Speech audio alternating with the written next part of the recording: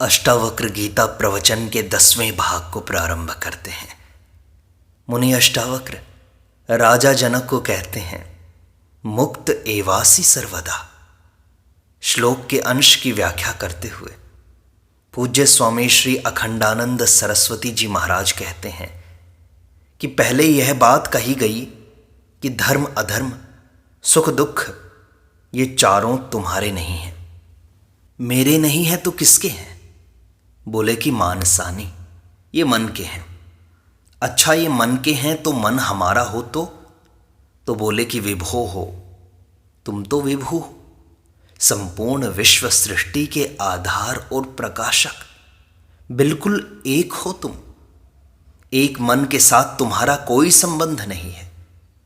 मानो पहले 4 बात काटी गई कि तुम्हारा नहीं है, न धर्म है न अधर्म है, न धर्म का फल सुख है न अधर्म का फल दुख है। तब ये किसके हैं? ये तुम्हारे मन के हैं, तुम्हारे संस्कार में डाल दिए गए। ये कुछ विकार हैं, कुछ संस्कार हैं। तब फिर हमारे क्यों नहीं हैं? तुम्हारे इसलिए नहीं हैं कि तुम विभु हो।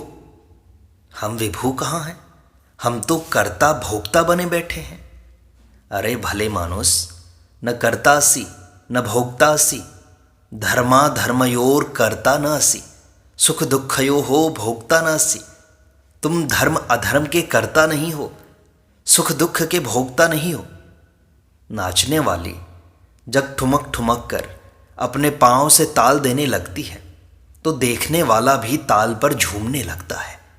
ऐसे ही यह मन जब घूमने लगता है, मन जब लाल होता है, पीला होता है, कड़वा होता है, मीठा होता है, तब तुम भी लाल पीले कड़वे मीठे हो जाते हो। तुम्हारे अंदर तो कोई स्वाद नहीं था। जैसे शुद्ध जल का क्या स्वाद होता है? शक्कर डाल दिया तो शरबत हो गया, नींबू डाल दिया तो खट्टा हो गया, नमक डाल दिया तो नमकीन। तो नारायण, तुम्हारे स्वरूप में ये सब के सब धर्माधर्म सुख दुख नमक की तरह डाले हुए हैं, खटाई की तरह डाले हुए हैं। ये तुम्हारे स्वरूप में नहीं है, क्योंकि तुम एक मन वाले नहीं हो। तुम तो विभु हो, न करतासी न भोक्तासी, न कुछ किया न कर रहे हो न करोगे। अच्छा, आपको कभी इस बात का ध्यान आया कि आप अगले मिनट क्या करोगे? बोले कि हम जो चाहेंगे सो करेंगे। हाथ उठा सकते हैं, पटक सकते हैं, गाली दे सकते हैं, तारीफ कर सकते हैं। अच्छा, जो चाहेंगे सो करेंगे, तो यह बताइए ना कि क्या चाहेंगे अगले क्षण? यह तो दुनिया में ब्रह्मा भी नहीं बता सकते कि अगले क्षण हम क्या चाहेंगे। आप चाहते हैं कि चाह आती है। यह तो महाराज उड़ती हुई हवा को जैसे कोई मेरी बोले और बहती हुई नदी के पानी को कोई मेरा बोले। आप बताइए ना कि क्या चाहेंगे आप? अरे हम राम को चाहेंगे, श्याम को चाहेंगे, मोहन को चाहेंगे, ऐसा कुछ नहीं है। यह तो सब अभी आप ऐसा कह रहे हैं। अगले क्षण में क्या होगा सो तो बताइए। तो हम बड़ी मोटी दृष्टि से यह बात आपको सुना रहे हैं। जो करता होता है वह साक्षी नहीं होता, जो साक्षी होता है वह करता नहीं होता। आप जानते हैं ना कि 2 आदमी आपस में लड़ रहे हों तो जो लड़ता हुआ होता है वह गवाह नहीं होता, और जो गवाह होता है वह लड़ता हुआ नहीं होता। यह तो सामान्य न्याय है।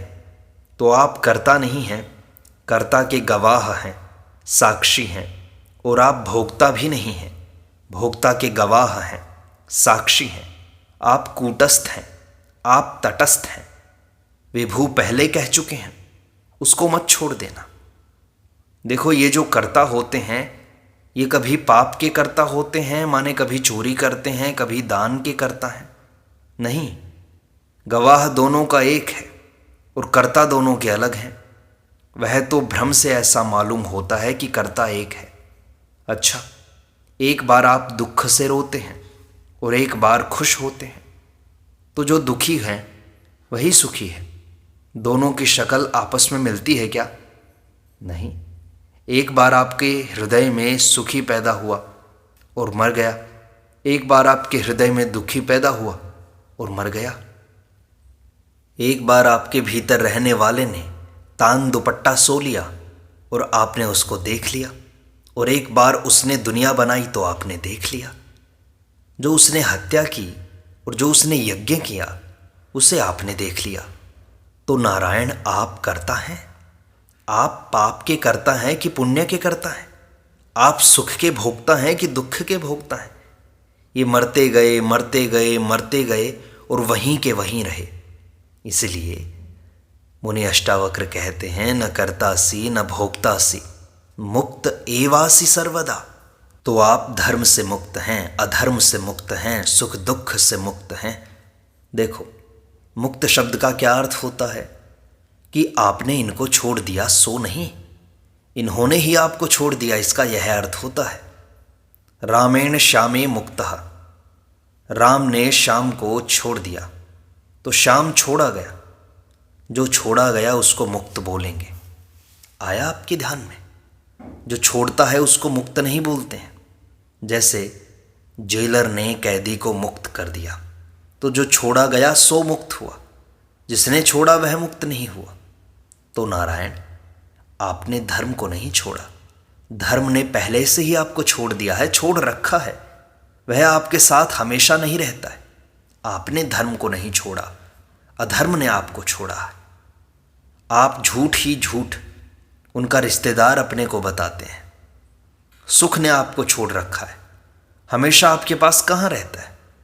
वह तो कभी आता है कभी जाता है। दुख ने आपको छोड़ रखा है, कभी आता है कभी जाता है।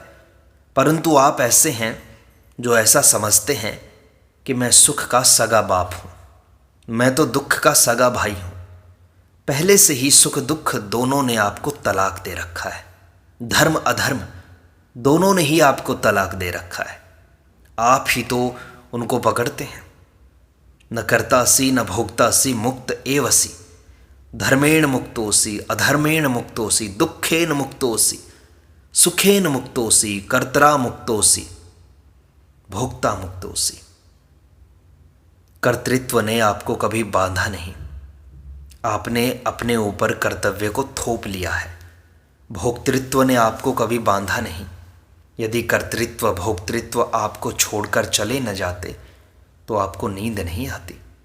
वे तो आपको बारंबार छोड़ छोड़ कर चले जाते हैं, और आप हैं कि उठ उठ कर बारंबार उन्हीं के साथ अपने को मिला देते हैं। कितनी तरह के कर्म आए और कितनी तरह के भोग आए, कितनी तरह के सुख दुख आए, कितनी तरह के धर्म अधर्म आए, कितनी तरह के कर्तापन और भोक्तापन आए और गए, और हवा की तरह जाते रहे, सूर्य चंद्रमा की तरह चलते रहे, पानी की तरह बहते रहे, पृथ्वी कण की तरह उड़ते रहे। उन्होंने तो सर्वदा ही आपको मुक्त कर रखा है, कोई आपको बांध नहीं सकता। उन्होंने तो पहले से ही रजिस्ट्री कर दी है, आपको मुक्त कर रखा है। परंतु आपका मोह नहीं मानता है। एक किस्सा तो जरा भद्दा है लेकिन बिल्कुल सच्चा है। मैं वृंदावन में था। एक सज्जन बीकानेर से पैदल चलकर मेरे पास आए। गीता प्रेस के संबंध में हम उधर आते जाते रहते थे। हमारा नाम उनको मालूम था। खाने पीने के बाद हमने एकांत में उनको पूछा कि आप इतनी लंबी यात्रा करके क्यों आए हैं? वे बोले कि महाराज, बात गुप्त है, लेकिन मैं तो आपको बताने ही आया हूँ, हमारी समस्या हल कर दीजिए।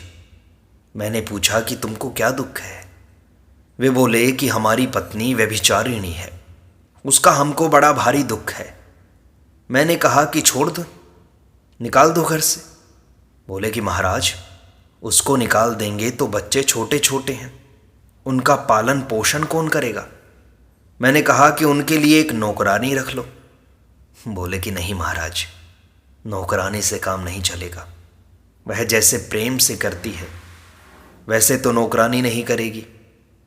तब मैंने कहा कि अच्छा, तुम बच्चों के पालन पोषण के लिए उसको घर में रहने दो और उसका गुजारा करते रहो, और तुम ब्रह्मचर्य का पालन करो, उसको पत्नी की तरह मत मानो।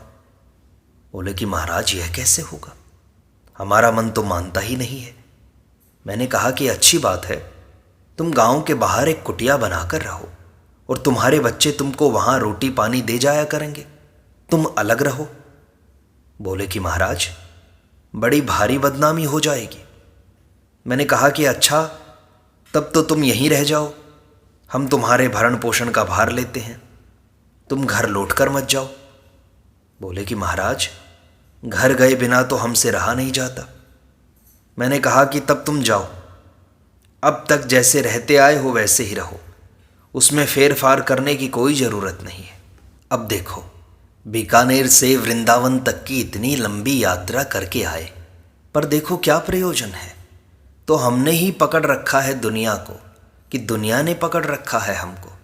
दुनिया तो हमको छोड़ती जा रही है, छोड़ती जा रही है, हमने ही पकड़ रखा है। तो मुक्त एवासी सर्वदा।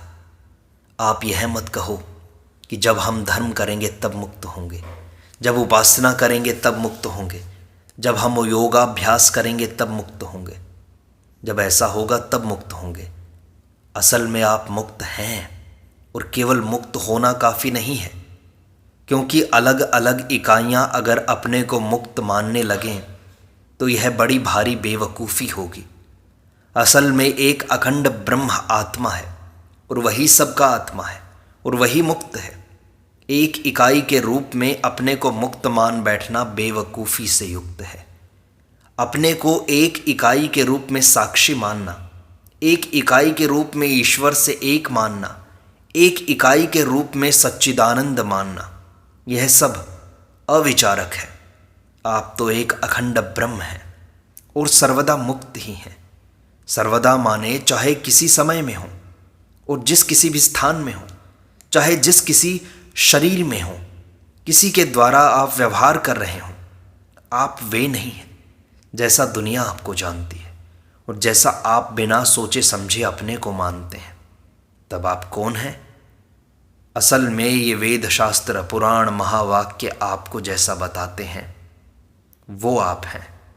आप वही हैं। ब्रह्म का स्वरूप आपका स्वरूप है। आप सर्वदा मुक्त हैं, सर्वदा मुक्त हैं।